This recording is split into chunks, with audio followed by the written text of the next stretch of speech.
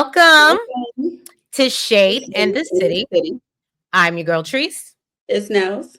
And today, y'all, we are here to get into I just literally forgot 90 Day Fiancé, season 11, episode 16. And the people are sitting right in front of me, Lord Jesus. This is Love on the Line. All right. So if you guys have not already, please make sure that you hit that like button. And that subscribe button. And y'all, let's jump right into it and let's get shady. If I could find my butt.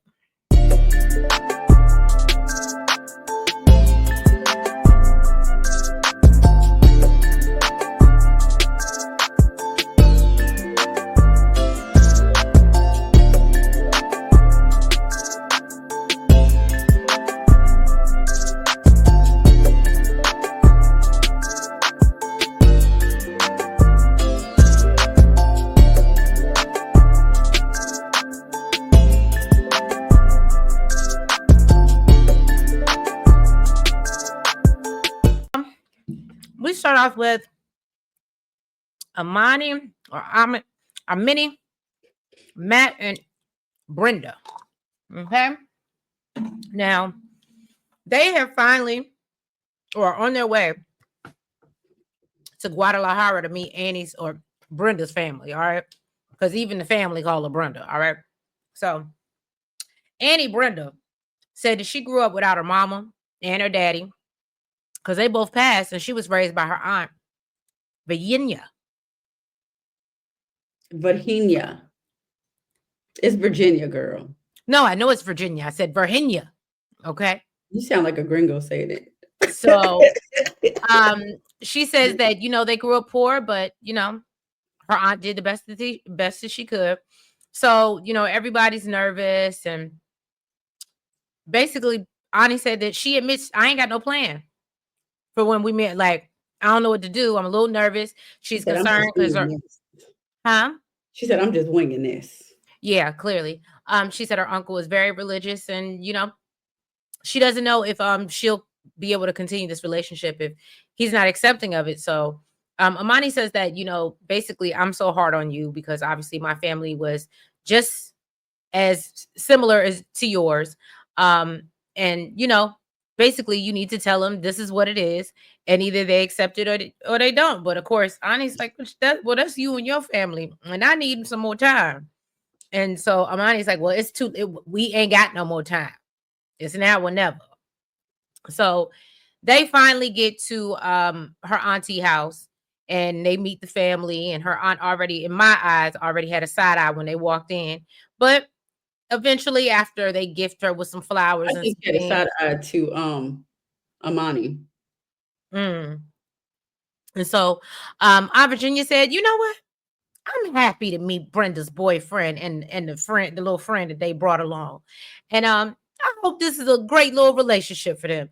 So then I'm sorry, she can call it what she wants. She decided to be awkward and start this coughing fit because she claimed she was so nervous. As Ani is trying to, or Brenda is trying to explain to her family what the hell she wants to say. Did you see when she went to, it looked like she went to reach for Ani's hand and Ani like pulled back. And then she grabbed the cup, and then that's when she said she swallowed I guess the water or whatever down the wrong pipe. Either way, I think that it was Where the hell was the uncle? Huh? Where the hell was the uncle?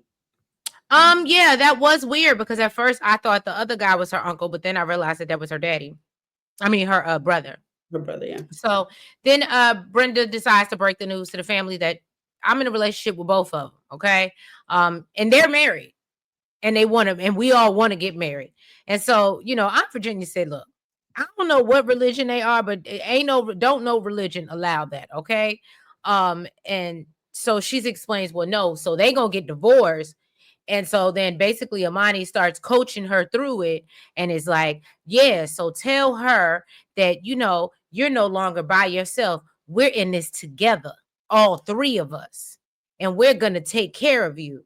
And so somehow this voodoo works because eventually. I think she kept on saying they're going to take care of me and my daughter.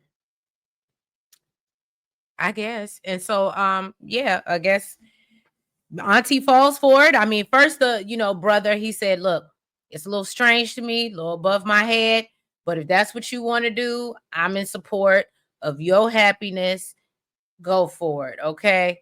And so yeah, eventually Aunt Virginia says, fine, I'll give my blessing. And she says she may even come to the wedding, but I felt like she lied to them. So I just want to know what an uncle was. huh? I just want to know what an uncle was because I feel like the uncle would have turned the hell up.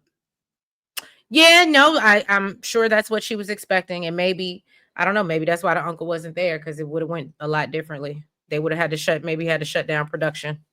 Mm. All But right. So next up is Shawn and Alliya. mm, So they woke up on their wedding day and Alliya surprised him with the prenup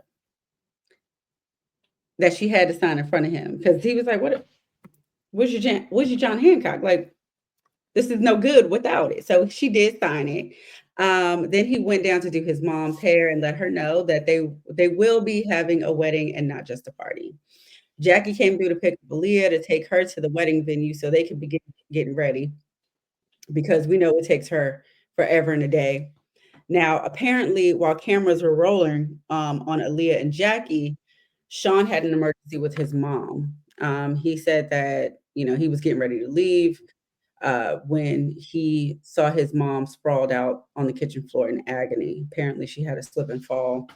Um, so he had her sit down, put her leg up, and he wanted, to take her to the hospital. And she was like, absolutely not. I would not be missing this wedding at all. I will be fine by 5.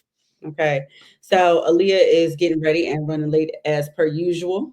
mhm. He's an hour and really realistically only has an hour and a half.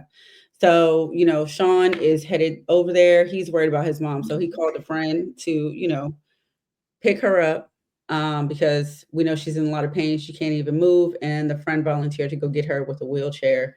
And then we see Shawn bringing in, he seems very meticulous. And I thought it was super thoughtful. And I know he does hair, but I thought it was super thoughtful that he brought an alternate wig in case the original wig didn't work out for Alliya. I just thought it was thoughtful. And No, I did think that was thoughtful, but I don't know if Alliya assumes that because I guess he has a whole bunch of money, so when they rent these spaces out, that they're like not on a time crunch, or maybe she thinks he'll just pay the fee. I don't know, but I I just don't feel like it's a little, and I feel like it's inconsiderate of other people's time. I know, don't get me wrong, things happen, weddings run late. Like, it's not the first time it happened, but to that extreme.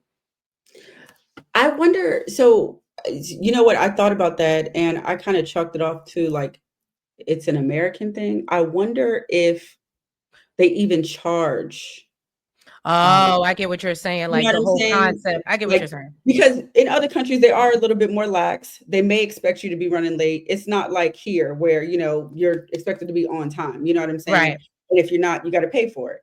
I Right. think in other countries, they are more lax. I wonder if they even charge for it. I think they just kind of expect people to just be socializing and really not worried about the main event. You know what I'm saying? Right. Um, Anyways, Alliya, she got pretty emotional when she found out what happened to Jean. She's worried for her, she's worried for Shawn because the lady hurt herself and she knows Shawn really cares about his mom and she doesn't really have too many details. So then Shawn walks out for the ceremony and he sees his mom in the front row, got her leg propped up with some ice, which has him feeling relieved. And of course, in 104-degree weather. Now, this I felt was more inconsiderate than because, like Mhm. I said, I don't know if she knows about them charging, but it's hot as hell outside. Okay, it's 104 degrees, and she's Yep. running late, and she has these people waiting outside for, at this point, over an hour. And the thing Um, about it is, no shade. I understand he's a hairdresser, but I'm sure mhm. he knows other hairdressers. He could have got somebody to do that girl hair. I don't understand why. And I'm not saying it's him. I don't know if she just was. I think she wanted to. No, and that's part of it, because she already knows she does too much. We didn't already see her take too long for the engagement party. Yeah, So I don't understand why they didn't have somebody at least she come to help her out with that. she gave. I got the impression that that was something that she wanted to do. She No, wanted. and I think she wanted to too, but I think it was stupid. And I think he knows her and should have said, no, we're going to look, because you take too long. And what you're not going to do is have us waiting outside for 2 hours. And this is what I mean by the personality change. Right. I'm sure this is And not. to that point, another thing that I peeped too, the reason why Shawn is upset, one of the reasons why he was so upset was because he said previously in another episode, the reason why he wanted to be with a man because he wanted to let all that female go. And he used to have to deal with this with his With his ex-wife. wife, But right? this So this he this doesn't is what I'm want that. saying. Like, that's why I'm saying it. I don't think it's just a physical thing with him that he's not attracted to. It's Right. this is a totally different person than who he originally fell in love with. This is a total personality change. So going from, what was her name before? Douglas. Going from Douglas to now Alliya. I mean, I would assume that these are two totally different people. But then she tries on the dress, she looks in the mirror, and I'm totally confused because I see underwear. I was confused too. I said, "Are we going to the strip club or are we going to This a did not give wedding?" wedding dress. And I don't wonder get me if wrong, you know me, I want a sexy reception dress. that's not sexy though. No, that it was giving honeymoon nighttime vibes, but it wasn't giving let's walk down the aisle. I And wonder if Shawn's seen it. I wonder too. I literally thought that same thing because I said there is no way. And 'Cause I because mean, he looks real classy based. So I can't see I him. could see if like the stomach was showing, or even like how it had the cover for the chest. But I mean, your whole ass is out, and I can see the bulge. Like that ain't nothing sexy about that. It was pretty trashy. Anyways, Shawn, he hears all the whispers and everything. He's getting anxious and aggravated, and he said he's tired of waiting. And you know that would have been He it for literally me. said he was done It's the and took off. What'd you say? I said, you know that would have been it for me. Once you got people at my wedding talking about me while I'm sitting up here waiting for you. That's what I'm saying. I wouldn't so much focus on like the extra cost, because like I said, she may not know, he may have not discussed it. I don't even know how they do it where she's from. Right. But I still feel like it was inconsiderate, knowing that you have people outside waiting in this heat, for even if they weren't in the heat, to be honest with you, even if they were in No, AC. having somebody wait that long, Exactly. especially when you know what his And this is mother the just went second through. time. Right. And especially when you know what his mother just went through. Exactly. But you supposed And to be all you're so thinking about concerned. is, well, it's my wedding day. So Right. that part I think was definitely inconsiderate. All righty. Well, let's get into Shekinah and Sarper. So they gonna try to play in our face and convince us that they are not gonna get married. That is a lie, y'all. Don't believe it. And if they don't, it's only because they just gonna save it. Or if they get married, I can already see that they probably gonna put them on what's the name? What's the other franchise that they do when they trying to work it out on the island and they go through Oh, therapy is and it stuff? like Paradise? I don't know. It's Lost in or something like that. But yeah, they last resort. That's what it is. Oh, Yeah. Last Resort. Yeah. That's what they setting us up for, basically. If y'all ain't realized that by now. If you don't know me by now. All right. So Shekinah is still upset about the prenup, and Sarper tries to explain, or she's trying to explain to him that, look, it's for your protection as well. And so Sarper says in Turkey, when you marry somebody, you do it because it's commitment. You don't do it thinking or planning for a divorce. So then he talks about how he was once married and everything was all good until it wasn't. And as soon as he married her, she changed. And this just, completely blew his mind and they got divorced. And so he said, I'm just not really into insanity. I don't like doing the same thing multiple times, Do expecting you different. believe that, because we know Sarper can be a little dramatic, do you believe that it was just her that just like flipped the switch and changed? And I think that she probably changed and stopped doing what he wanted or stop. You know that, what I mean? literally, Yeah, yeah. That's what that's I what think. I was like. But so then he calls his family, who is, shocked to hear this news, and they question whether, well, does she not trust you? And so then he tells them about the clause that he wanted to add in, and they actually think it's funny. They're like, "Good one, that's good, that's great." Right? I was like, and see, this is why they believe. This is why Sarper they reward bad behavior. And this, I was like, and this is why they believe that it was all the ex-wife's fault that Right. they wasn't together no more. And so basically Sarper says he feels like the universe is just playing with him the closer and closer it gets to wedding day. So then we see Shekinah. They're supposed to be leaving to go to the wedding venue, even though I thought the venue was in Club Bed, but okay, whatever. So maybe they wanted to go to a nicer bed. I was thinking the same thing too. And then I was like, I was literally like, so they're going to a venue to go get married in that bed? But that's why I say it must be a real nice bed. It must be like one of them Poconos heart-shaped beds with the mirrors and stuff around it. Those a real nice bed. I'm just saying. So she's concerned because they supposed to be heading out to the venue in an hour, and she's been calling Sarper. He's not answering. He hasn't been responsive. I guess they had gotten to a little squabble because he had broke something or spilled coffee or something on the stairs, which made him upset, and he walked out, which I could see happening. And so he hasn't come back since then. And so then Shekinah remembers, conveniently, like she ain't been tracking. But she said, oh, I forgot that I have an air tag on his keys or whatever. So if he loses his keys, and of course, production is like, well, why do you really have it? And she was like, well, because he won't share locations with me. So I feel like, you know what, if you gonna be all, mysterious like that, then he has to know that he has an air tag on his keys.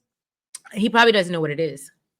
Doesn't it look like a regular like keychain or tag? Or I don't know what an air tag looks like. I mean, it's not. I mean, I think I would think that it looks like, doesn't it look like a key fob, like a little something you would just tap on a but door? if I ain't using it to open nothing.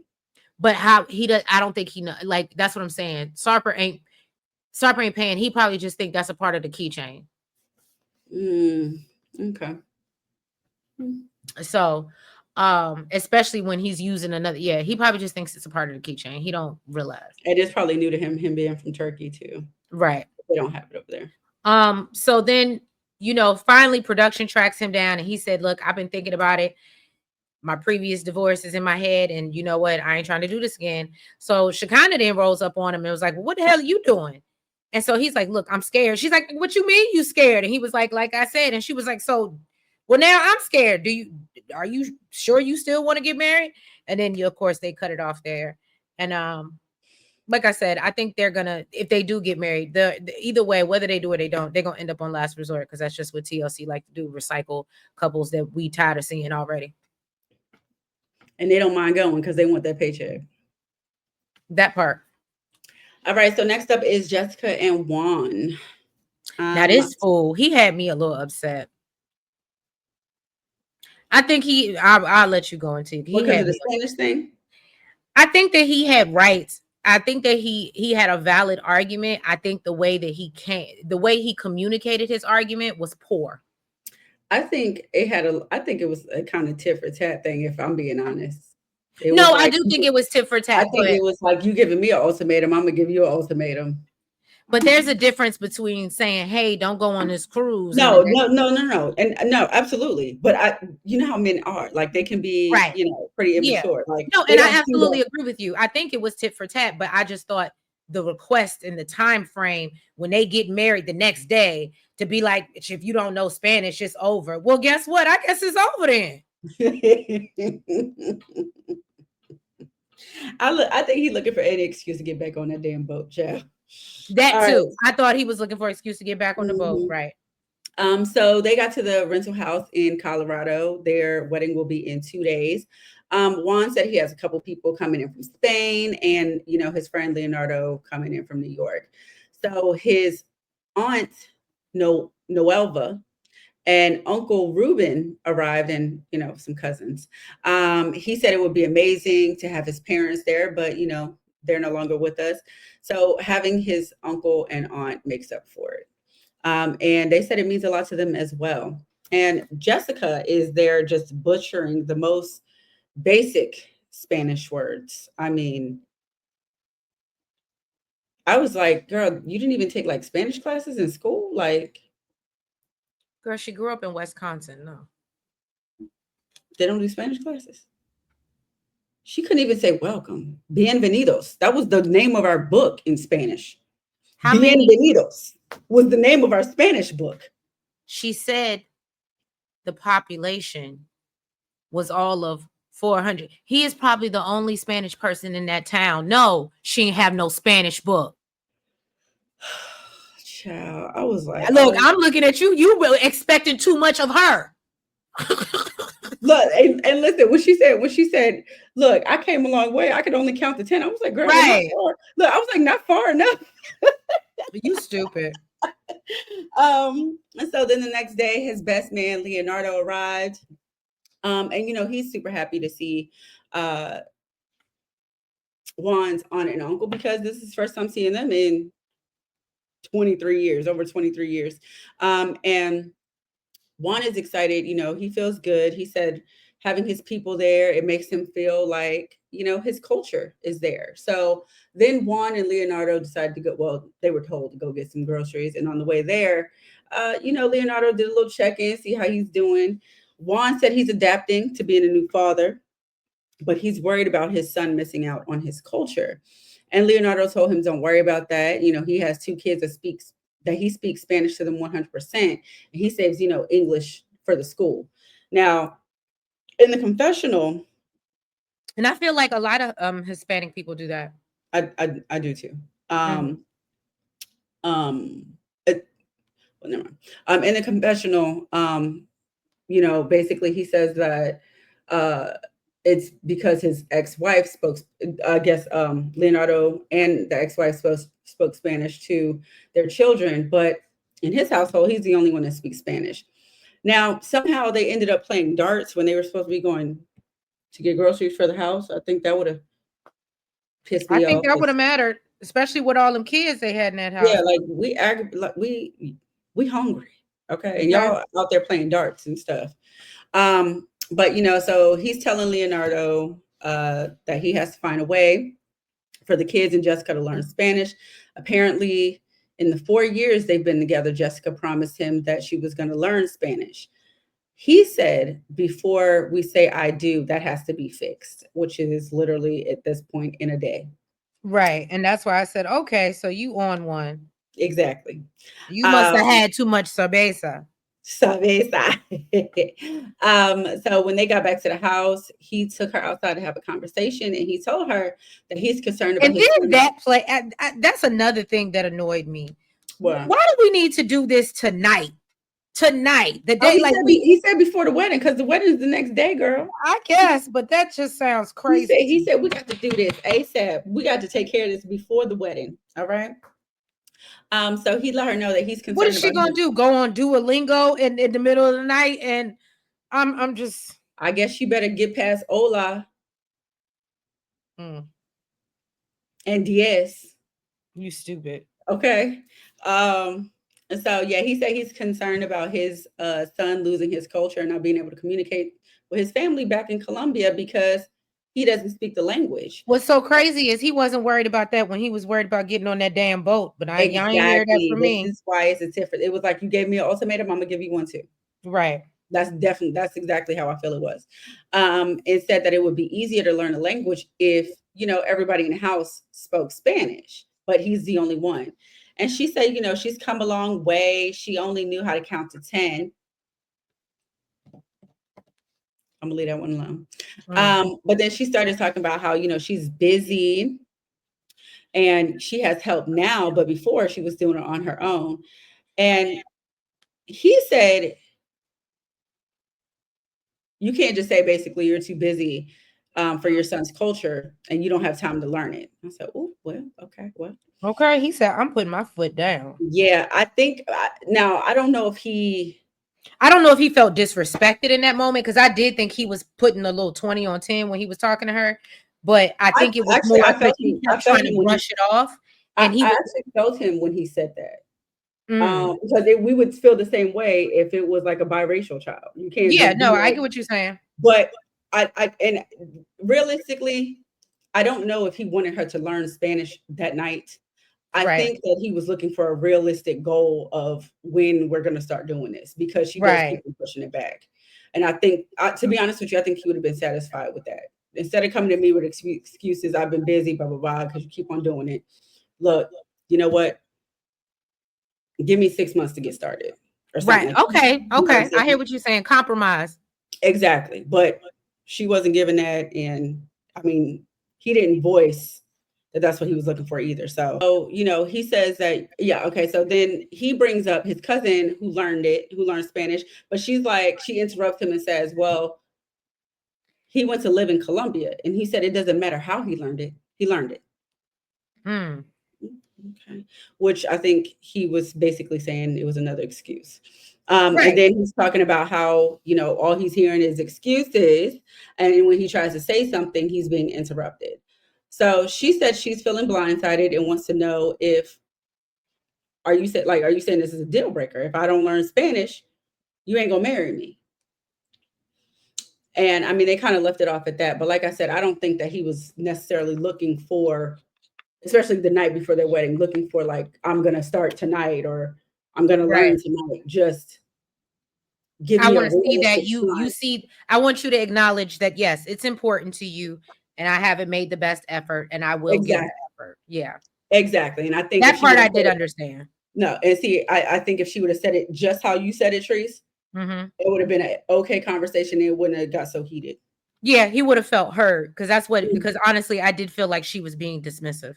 She definitely was. She was definitely being dismissive. All right, y'all. So let's get into none other. This was a sad scene. And this was Mark and Mina. I literally was on the verge of tears, but I saved it for Greg and Joan. Mina. Yeah, Greg and Joan. I cried. So Mina is waiting to fetch. You got a good man. I ain't even cried, girl. And look, you cried. I ain't even cried. Greg and Joan is so cute. I love everything he does.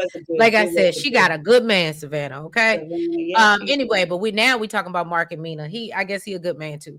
So he's waiting to find. So Mina's waiting to find out if Clayton's gonna make it to the wedding. So they go to look at this venue, and she's concerned about what it's gonna look like, but she actually ends up loving it. It was very beautiful. It was on the water. It was giving kind of vineyard vibes a little bit, just not as much land. But then she gets a call from her friend Nancy that Clayton can't come to the U.S. They don't really go into why that is. She just said he can't come.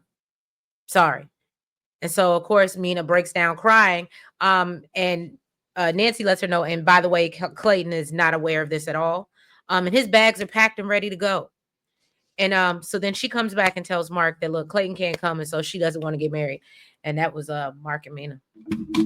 No, that really was pretty much it. Yeah, and I understood it. I was like, there's really nothing else to say at this point. But we know she's gonna do it, but I know that took everything out of her to do it, because I don't know. I just wish they would explain and I'm sure they'll explain it next episode, but I just wish they would give us more of an explanation, because I almost felt like Nancy was holding them hostage or something. I was like, Nancy, why can't you put her son on that plane? What's the problem? And I feel like Nancy didn't really give any explanation. No, that's what I'm saying. Nancy did. She just said he can't come to the U.S.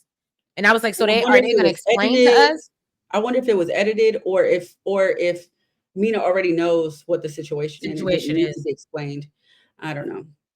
But next something made me think about, and y'all drop down in the comments to let me know if I'm crazy, but a part of me feels like there may be something going on with her baby daddy.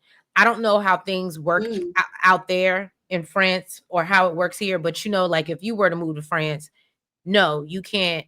Your husband probably is going to have an issue, and you would probably have a little trouble getting. I thought the baby daddy wasn't in the picture, and plus, I don't know, but the fact that because he's a kid, what could he have possibly done at all of 7 or 8 years old? But I don't think he would he even be able to adopt him if the baby daddy was in the picture? Well, that's if he signed his right. I don't know. That's what I'm saying. But what confuses me is, why is this young man having such a hard? If Mina can get one, Maria can get, and she wasn't born. Maria wasn't born over there. Maria was born in. Well, no. I mean Mina's sister. What do you mean? I'm sorry. What do you mean? She's over there. What? Mina's sister is there in America. Yeah, ain't that her sister? Yeah, I didn't think she lived there. I thought she. No. I mean, just there, just like, oh well, I just meant to visit. Like she didn't have a problem. I guess you have to. No, but that's what I'm saying. What I'm saying is, what is going on with Clayton's passport? That's why I said, does it have something to do with custody? Because why can't he get a passport? Yeah.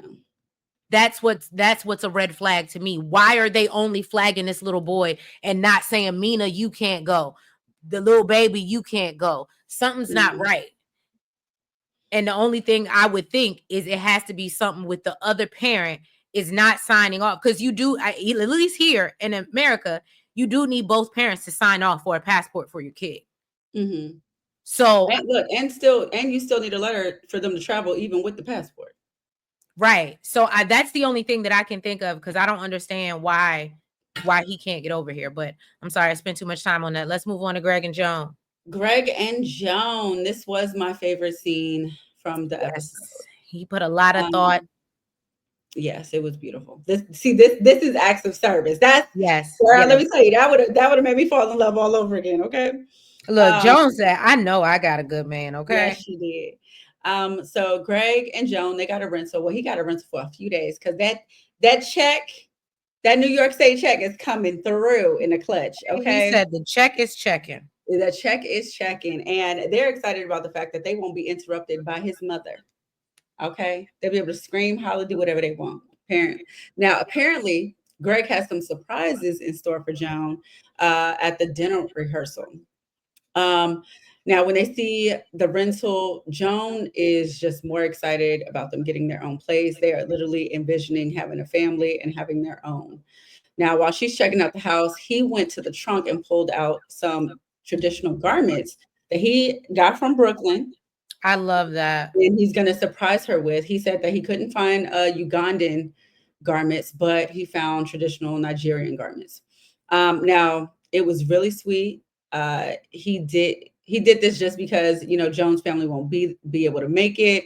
So he said that he wanted to bring Africa to Long Island. I loved it. I just, like I said, that was just so thoughtful, thinking outside himself. Like, no, her family can't be here. I don't know. We just don't see many people do that on this show. So it was beautiful. It was beautiful. He also hired some caterers to come in and make some traditional African dishes. Now, Joan is super excited to see what he's done. And honestly, I felt like these garments, like even the dress that he got her, looked better than her wedding dress that she picked out. I agree. I agree. He did an amazing job. Now his mom was surprised. His mom was surprised to see them in the African garments, but she said she preferred to see her son in a traditional suit, which didn't surprise me. Then she started kind of, nitpicking at the food, asking all types of questions. And Greg definitely got aggravated. It was like, how many questions are you going to ask? Okay. Just eat it or don't. Okay. Then he went all out and even got African musicians and dancers. I love that. What? And Joan said that this is the best day and that Greg nailed it. And I said, yes, he did. Okay. Yep. So then the next morning, Joan went off to the salon to get beautified because, like I said, the check is checking. Now, Greg is at the house freaking out because he literally just realized that he put the arrival time for the same time as the ceremony time. So he's worried that people are going to be coming in while they're already getting married. And, I actually felt bad because he got so emotional about it. Now, from the previews, I ain't gonna lie, I thought that it was like some text messages or something, like some detrimental stuff. Like, I thought he messed up real bad. And to be honest with you, right, I thought it was too. And when he said it, I was like, that girl ain't gonna get care. Especially after everything you did for her. Literally, I said after the night that you did, after everything that you did the night before, that is, I'm sure going to be after all that thought you put into everything else. I can see how you forgot about this. We can move on. Exactly. I think really he should just do what his mom said and send out a mass text. Right. And I mean, whoever makes it on time, great. But I mean, if they don't, then so be it. And at the end of the day, really, it's your friends and family. I don't think she's going to be tripping too much. I think as long as you get her family there on FaceTime at the right time, look. So yeah, I felt the same way. I actually felt really bad that he got so upset about it. I don't think Joan's even gonna care. I don't think he's gonna care either. Yeah, he was just like, I just want her to, see me in this way, like I can handle Yeah, everything. he just wants to come off because he knows he done messed up before.